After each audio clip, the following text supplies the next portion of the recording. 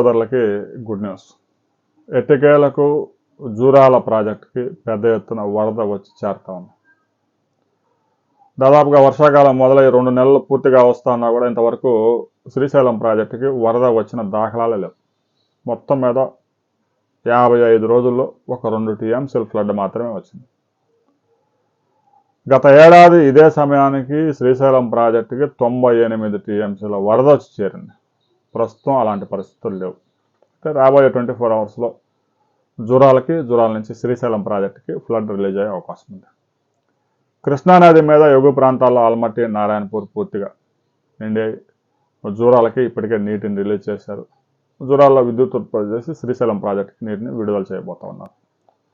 ఇక ఎగువ ప్రాంతాల్లో ఫ్లడ్ ఇన్ఫ్లోస్ ఎలా ఉన్నాయో మనం పరిశీలించినట్లయితే ఆల్మట్టి డ్యామ్కి 73,162 క్యూసెక్ల ఫ్లడ్ వస్తూ ఉంది. మనం ఈ వీడియో అప్లోడ్ చేసే సమయానికి ఈ ఫ్లడ్ కొంచెం పెరగవచ్చు, తగ్గవచ్చు. దాని గురించి ఆందోళన చెందాల్సిన అవసరం లేదు.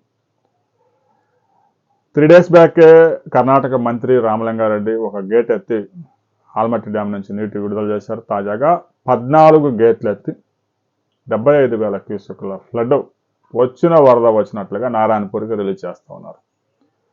ఇక ఆల్మట్టి డ్యామ్ నుంచి విద్యుత్ ఉత్పత్తి 100 మెగావాట్ల విద్యుత్ ఉత్పత్తి ద్వారా మరో 15,000 క్యూసెక్లు కూడా నారాయణపూర్కి వస్తూ ఉంది. మొత్తం మీద 90,000 క్యూసెక్లు నారాయణపూర్ ప్రాజెక్టు చేరుతా ఉంది. ఆల్మట్టి డ్యామ్ కూడా పూర్తిగా నిండిపోయింది. 123 టీఎంసీలకు గాను 112 టీఎంసీలు ఉంది. ఆ ఫ్లడ్ కుషన్ మాత్రం ఒక 10 టీఎంసీలు అట్టు పెట్టుకున్నారు. వరద ఎప్పుడైతే 73,000 నుంచి 10,000కి 15,000 క్యూసెక్లు తగ్గిపోతుందో వెంటనే గేట్లన్నీ మూసేసి వచ్చిన వరదని కాలువల ద్వారా విద్యుత్ ఉత్పత్తి ద్వారా డైవర్ట్ చేస్తారు.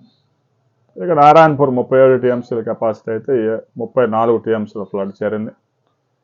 ఇప్పటికే నారాయణపూర్ నుంచి ఒక 4 రోజుల నుంచి జూరాలకి 6,000 క్యూసెక్ల ఫ్లడ్ రిలీజ్ చేస్తూ ఉన్నారు.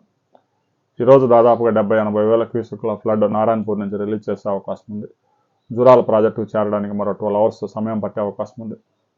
ఆ తర్వాత జూరాల్లో పూర్తి స్థాయిలో విద్యుత్ ఉత్పత్తి చేసి